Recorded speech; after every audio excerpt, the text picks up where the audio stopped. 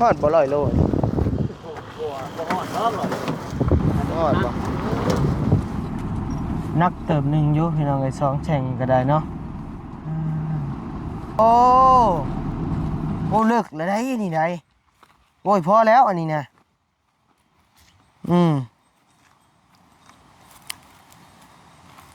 มีแต่ปรับมันเพียงๆเลยก็ได้แล้วลงได้แล้วนี่ไวเนาะหักความกว้างแล้วบ่ได้ได้บ่ได้ลงนี่แล้วจริงนี่บ่2 เมตร2 เมตรคูณ2 เมตรก็ได้พี่น้องเลยเนาะพอบ่จำนะพอเพิ่นสิเอาน้ำเท่าใดเบ็ดเสร็จเลยนะพี่น้องเลยเดี๋ยวเบิ่งก่อนไปแล้ววันนี้สิขับไปปรึกษาเพิ่นอยู่เฮือนเพิ่นนะพี่น้องเนาะเพราะว่าทั้งพ่อสร้างนี่กะเพิ่นมีเวียกอยู่พี่น้องเลยเนาะเวียกเพิ่นเฮ็ดเฮือนเพิ่นนั่นแหละคือจำเฮือนน้องสายฟ้าเพิ่นก็เล็งให้มันแล้วเพิ่นสิไปเฮ็ดเฮือนเพิ่นหั่นนะแล้วก็ในทางบัดนี้สิลองไปถามมึงสร้างอาจก่อนเพราะว่าทางลุงอาจก็วางเวียกคือว่าเนาะอีต้นได้บัดนี้พี่น้องเลยทางลุงอาจก็ได้เว้าง่ายก็บัดนี้มาฮอดมื้อนี้ก็ได้ย้อนลุงอาจหั่นนะขุดอีกเริ่มต้นขุดอีก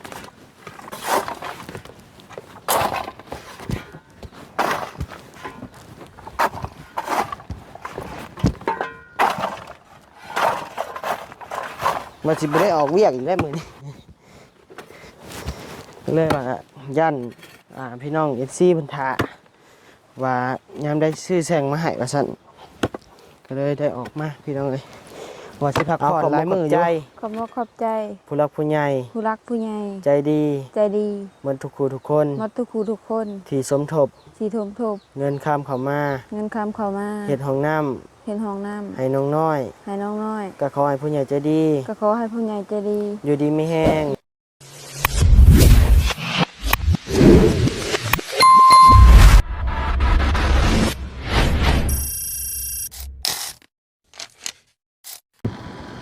ก็ได้แถมนั่งเลยมาซื้อท่อพี่น้องเลยซื้อเนี่ยใส่สวมมาแหละวิดบ่เนาะลองเบิ่งไปได้จากอันก็เอาสำนั่นแหละ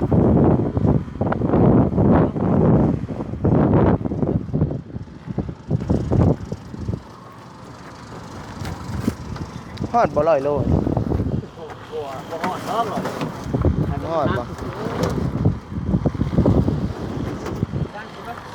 วิดบ่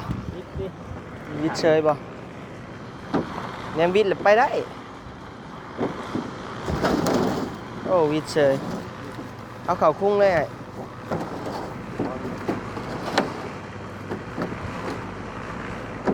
เขาเย็นแต่มันตูนเฮี้ยเขาน่ะมันมีตัวดึงมันมีตัวกามสายกามเล่นไว้อย่างนั้นบ่พ่อบัดนี้เอาตัวนี้ขึ้นไปเลยเอามันเงี่ยงได้บ่เงี่ยงข้างมันชุบลงหูนี่ฮะมันสิเงี่ยงได้ยังแตกบ่แตกแล้วพอกันแล้วมันออกบ่ออกเรื่องของวางได้ด้วยแล้วมันไล่มันทางโยกมันทางแตกได้สนิทนั่นแหละถ้าใช้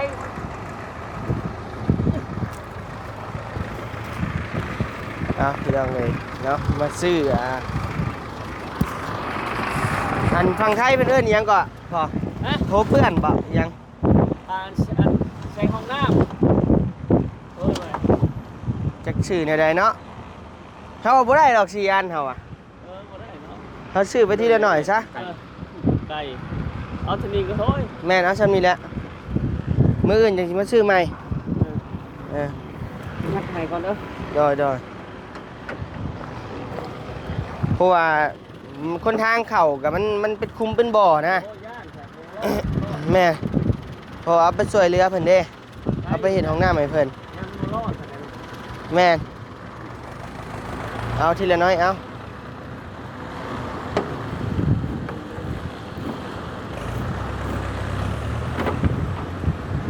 บ่มัดก็ได้เบื้องทึงเขาเบื้องนะมัดแต่นี่แหละมัดแต่ถ่ายมัน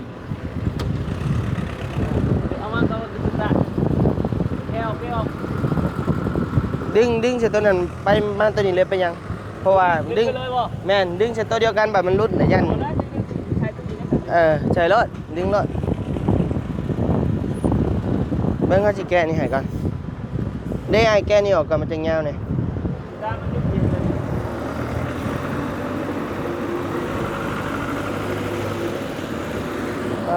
โต เอาละจ้ะกูเป็นฮะ เด่นเบิ่งเขาสิเห็นให้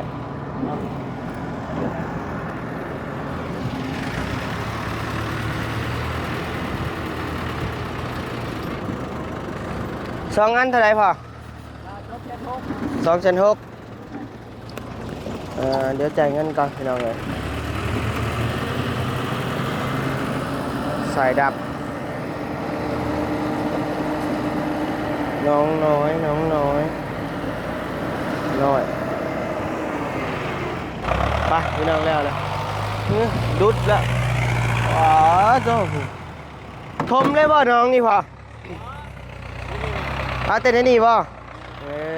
โอเคขอบใจเด้อเดี๋ยวไปก่อนขอบใจห้านเก่าห้านเดิมมาแหละพี่น้องเอ้ยเนาะห้านเฮาซื้อบล็อกน้ำเราแหละไปเดินทางต่อพี่น้องเอ้ยพุ่นแหละเงินน้องน้อยเฮาพุ่นแหละพี่น้องเอ้ยเนาะเบิ่ไปหาเพิ่นหลายมื้อแล้วพี่น้องเอ้ยเดี๋ยวมื้อนี้ก็สิเอาอันนี้ไปให้เพิ่นก่อนเนาะพี่น้องเนาะไปพี่น้องเอ้ยมาหอนเฮือนหอดซานน้องน้อยแล้วเด้อพี่น้องเด้อเนาะกลัวจะฮอด โดดหน้าโดดหลังอยู่พี่น้องเอ้ยเนาะมันกะน้ำหนักหลายพี่น้องเอ้ยจองหน้าจองหลังเนี่ยแล้วก็ ใช่อันนี้โอ้แตกเลยแตกยังไงวะน้องเอ้ยไฟถ่ายรถมานิ้ว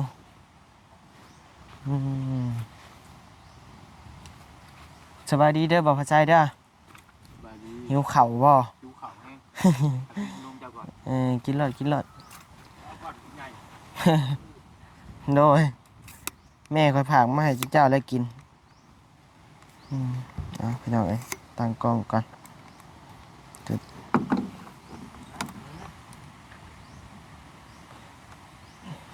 นะพี่น้องเนาะ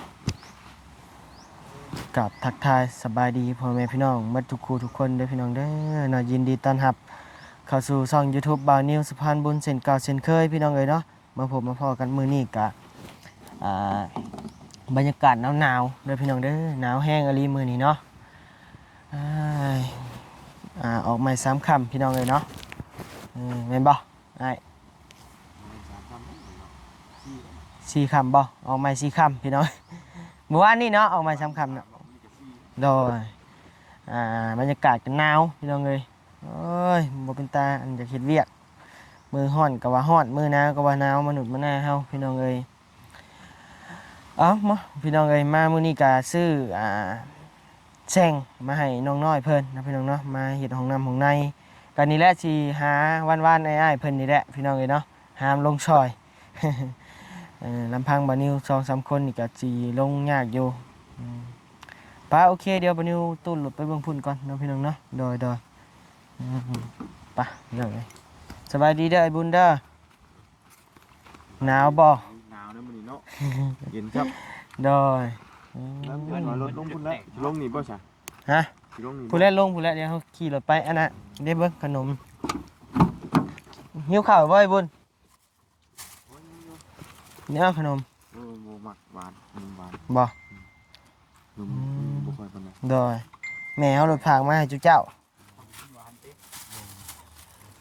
ใช่บ่ใช่มันไม่ได้จะมันเหี่ยคอยหาเจ้านี่เด้อจับกล้องคอยนี่เดี๋ยวคอยตู้รถไปผูกก่อน มาถ่ายพุ่นแล้วฉันไป โดย หนาวนะ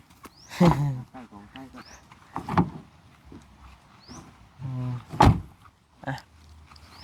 หาบ่าวใจจับกล้องให้พี่น้องไง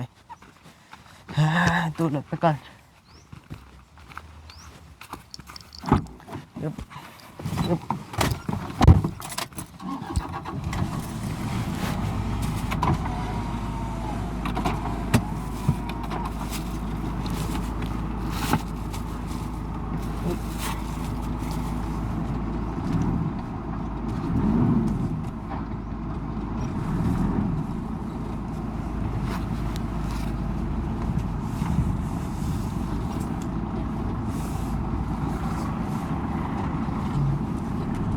นักเติบหนึ่งอยู่พี่น้องไอ้สองแฉ่งก็ได้เนาะ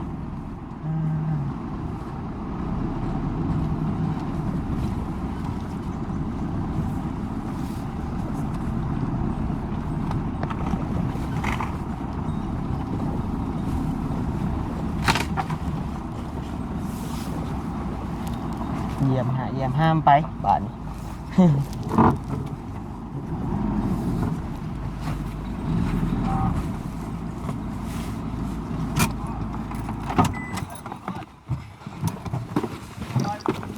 ว่าจากสั้นกว่าน่ะโอ้โอ้เลิกแล้วได้นี่ได้โอ้ยพอแล้วอันนี้นะ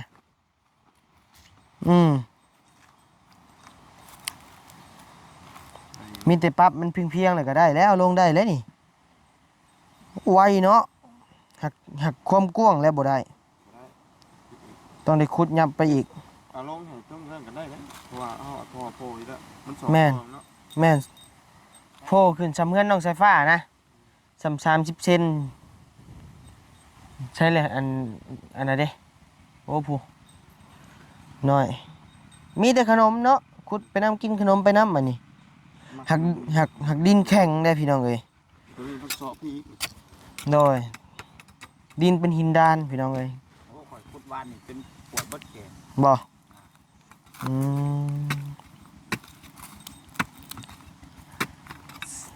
สบายดีนางน้อยบ่เห็นหน้าเห็นตาหลายมื้อแล้ว3 มื้อมีแต่เจ้าขุดยับไปแบบนี้เด้อน้อยขุดยับออกมาอีกปิบนตีนในบุญอยู่พี่เพราะว่าเขาใส่2 อันเด้รวมมัด4 แท่งพี่น้องเอ้ยแต่ว่ามื้อนี้ซื้อมา2 อันใส่จะจี้ไปใส่นะเฮ้ยได้บ่เพราะว่าซื้อมันสิอ่อนกว่าเนาะหินดานเนาะมื้อนี้ซื้อมา2 อันมื้ออื่นเดี๋ยวสิซื้อมาเพิ่มอีก2 อันพี่น้องเอ้ยเพราะว่ารถแก่มาบ่ได้ตกอันหนึ่งก็แสนเท่าไหร่วะ160-70นี่ล่ะบ่คันจำบ่ถึง มีแค่โรงเรียนนี่200,000บ่250,000มื้อน่ะข่อยได้ยินว่า บ่ก็ถาม200,000ถวน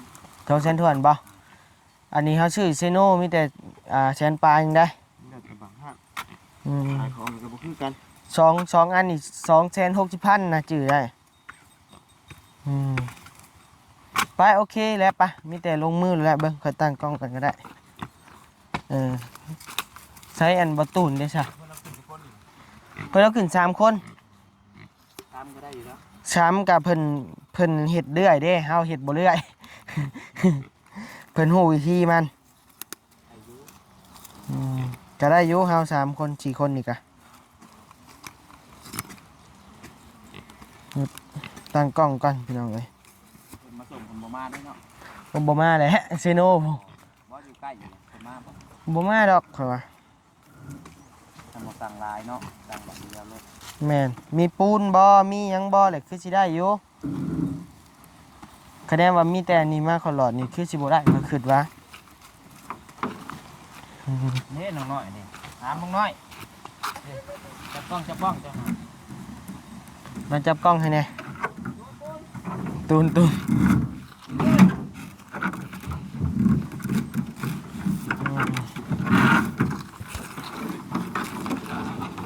น้องน้อยได้ตรง เนาะของเราเนาะ ปล่อยจับกล้องไปแล้ว เสียสละบ่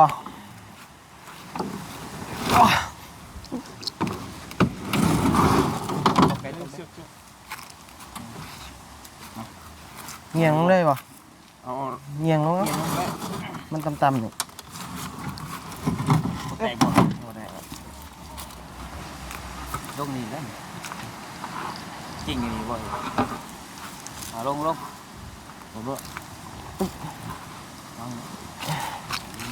ทางไหนครับได้อยู่เฮาห้ามตัวนั้นมาซ่อนเลย ซ่อนไปเลย น้อยโป่งมาแล้วรถข่อยนี่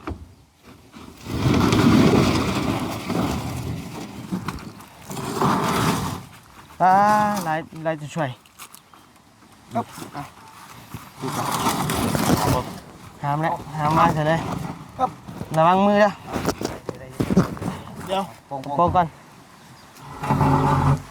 หมุนไหมเอาหมุนไหมอึ๊บ มีมือเลย หันไปทั้งเอาใหญ่เลยเนาะซ้ำกันกับของเงินไฟฟ้าเลยเนาะ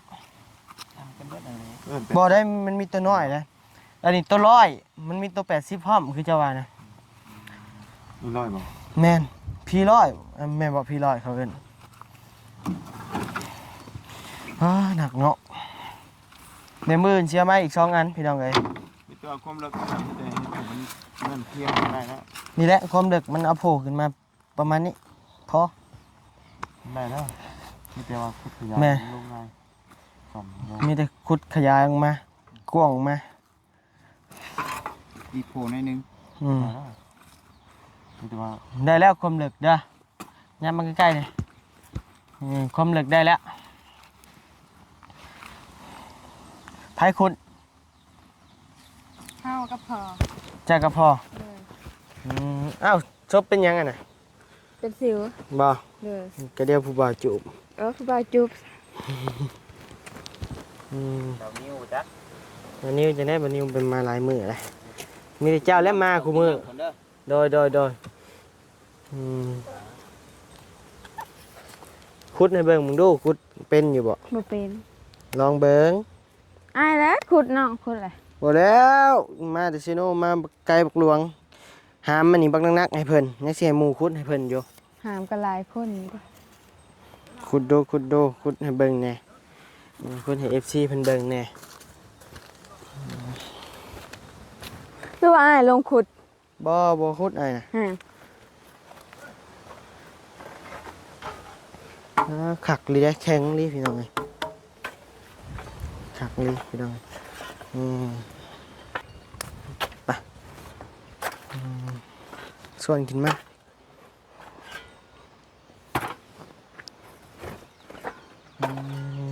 พี่น้องเอ้ยน้องน้อยสายจวดไว้ได้เราเห็ดกันเนาะหักดินมันแข็งพี่น้องเอ้ยเนาะดินดานได้ดินดานพี่น้องเอ้ยพ่อจะไปใช้สมือนี่ เมื่อบ้าน เมื่อบ้าน แม่น มืออื่นคุดมันแล้วเด้อแป้งมันแล้วเด้อสิไปเอานำมาใส่เลยเดี๋ยวสิซื้ออันนั้นพี่น้องไอ้บ้านนี่ซื้อบล็อกบ้านนี่เนาะซื้อบล็อกแล้วแล้วก็1อันนี้2ต้องเป็นบล็อกแล้วก็ปูนบ้านนี่พี่น้องเอ้ยแต่ว่าปูนนี่บัดนี้สิบ่เพิ่งซื้อบัดนี้สิไล่เงินค่าปูนออกก่อนแล้วจังสิเบิ่งเงินค่าช้างบัดนี้มันสิพอบ่มีช้างอยู่บ่น้อยแถวนี้ช้างน้อยมีช้างอยู่บ่ มีอยู่แถวบ้านแต่ว่าบ่ฮู้ว่าไผ ฮะ แต่ว่าบ่ฮู้ว่าไผ มีอยู่แต่บ่ฮู้ว่าไผเอ้ยเมื่อยดิก็เดี๋ยวเบิ่งก่อนเบิ่งทีมงานช่างอาดก่อน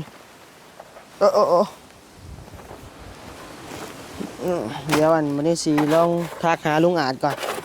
ห้องน้ำกว้างเมตร80บ่2 เมตรคูณ2 เมตรก็ได้พี่น้องเอ้ยเนาะพอบ่จำนะ พ่อ เพิ่นสิเอาน้ำเท่าใดเบ็ดเสร็จเลยนะพี่น้องเอ้ยเดี๋ยวเบิ่งก่อนไปแล้ววันนี้สิกลับไปปรึกษาเพิ่นอยู่เฮือนเพิ่นเนาะพี่น้องเนาะเพราะว่าทั้งพ่อสร้างนี่ก็เพิ่นมีเวียกอยู่พี่น้องเอ้ยเนาะเวียกเพิ่นเฮ็ดเฮือนเพิ่นนั่นแหละคือจำเฮือนน้องสายฟ้าเพิ่นก็เล็งให้มันแล้วเพิ่นสิไปเฮ็ดเฮือนเพิ่นหั่นนะแล้วก็ในทางบัดนี้สิลองไปถามเมืองช่างอาจก่อนเพราะว่าทางลุงอาจก็วางเวียกคือว่าเนาะอีต้นได้บัดนี้พี่น้องเอ้ยทางลุงอาจก็ได้ว่าง่ายกับบัดนี้มาฮอดมื้อนี้ก็ได้ย้อนลุงอาจหั่นนะเริ่มต้นคลิปบัดนี้เปิดมาแรกๆก็เป็นอยู่กับลุงอาจพี่น้องเอ้ยคือว่าได้ยืนได้กันย้อนลุงอาจนะพ่อแม่พี่น้องเพิ่นมาติดตามกันย้อนลุงอาจเนาะแต่เป็นเคสต้นๆที่ว่าบัดนี้เปิดคลิปมาเลยนะพี่น้องเอ้ย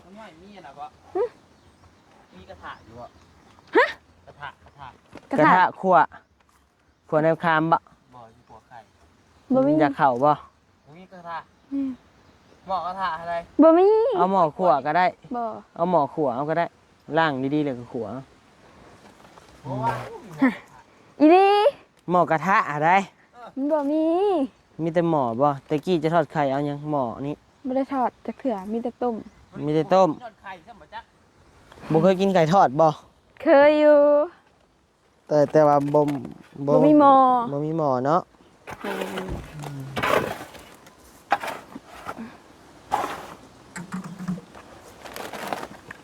ครับพี่น้องเอ้ยบ่แม่นว่าบ่นิ้วบ่อยากซอยเด้อพี่น้องเด้อเนาะบ่นิ้วอยากให้พี่น้องเห็นภาพที่ว่าน้องเพิ่นชวนขึ้นชวนลงหั่นนะ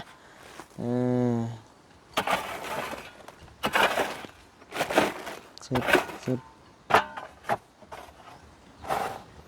เดี๋ยวมาคุดน้ำกับมีขนมมากินน้ำนะเนาะ แม่น คักตุ้ยครับก็ยังบัดลืงโยงั้นได้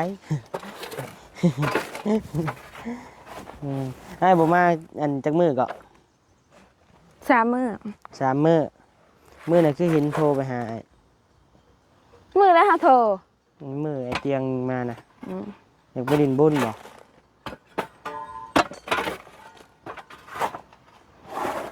คือบ่ไปซั่นน่ะ บินไปบ่ อ้าว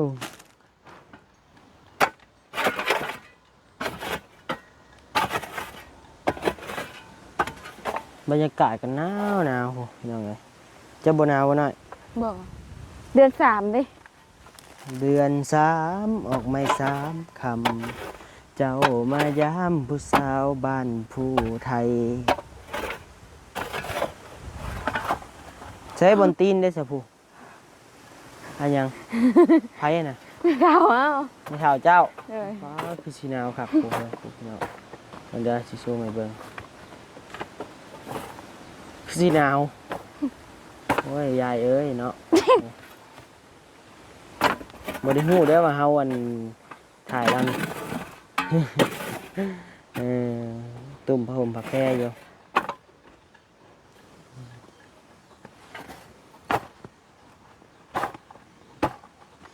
ฮึบ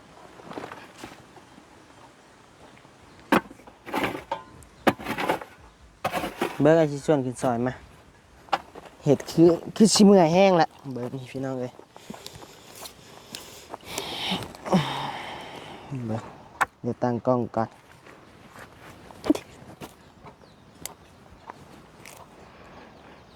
ตีแต่ว่าบ่ซอยว่าซอยเนาะแล่นมาดิ่งๆอึบ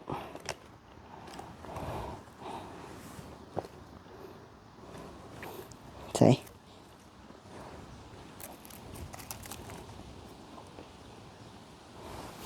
โอเคเช็ดอึบเฮ้ย ขุดอีก ฮะ ขุดอีก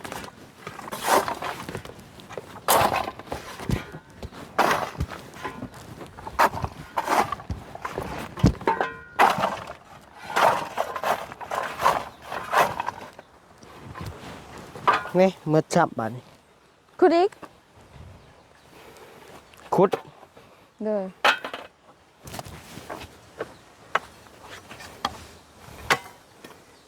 ใช่กล้องคือรู้สึกคือจะบ่อยากเห็นอึ๊บแป๊บหนึ่งได้อพี่น้องเด้อ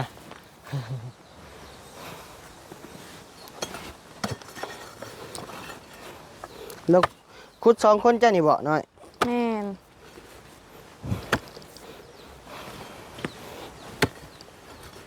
บ่ต้องดอนปึงๆพี่น้องเอ้ยมื้อนี้ปวดกระต้นกระโตพี่น้องเอ้ยเนาะตั้งแต่มือแล่นเก็บปีรถพู้นแหละแล่นไปแล่นมาอยู่ปวดหมัดกระต้นกระโตเดี๋ยวนี้ก็ได้ว่าสิบ่ได้ออกเวียกอีกแล้วมื้อนี้ ก็เลยว่าย่านพี่น้อง FC เพิ่นท่าว่ายามได้ซื้อแซงมาให้ว่าซั่นก็เลยได้ออกมาพี่น้องเอ้ยว่าสิพักผ่อนหลายมื้ออยู่อึ๊บ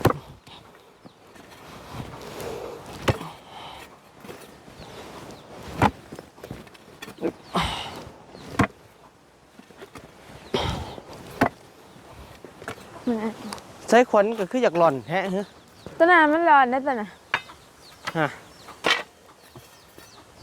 อึ๊บโถดอนปึ้งปึ้งอยู่โถอึ๊บ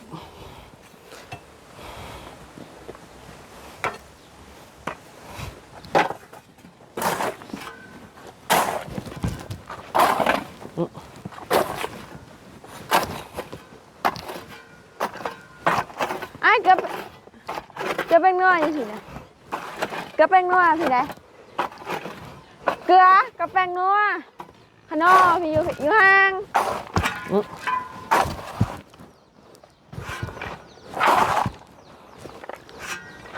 อยู่ห่าง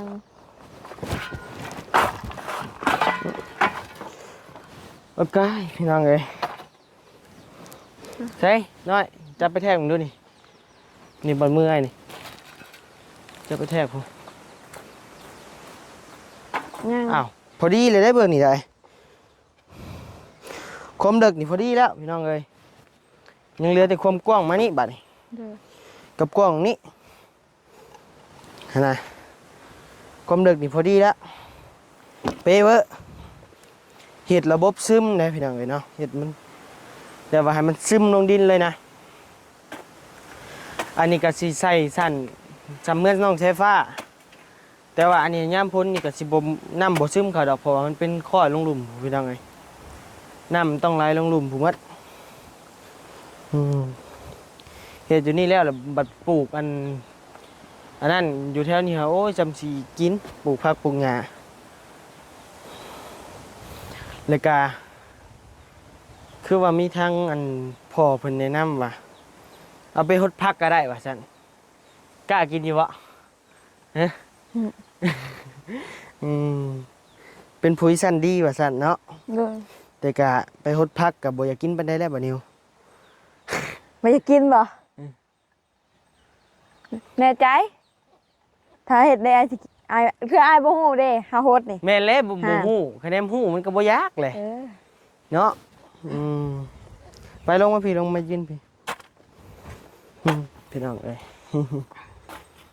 เห็นกันอยู่บ่ล่ะคืออยากกลมๆบ่ เห็น เห็นบ่เบิ่งแหละ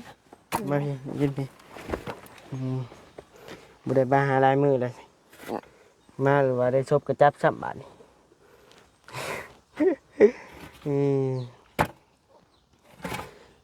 เอาโอเคพี่น้องเลยเนาะอันนี้ก็เป็น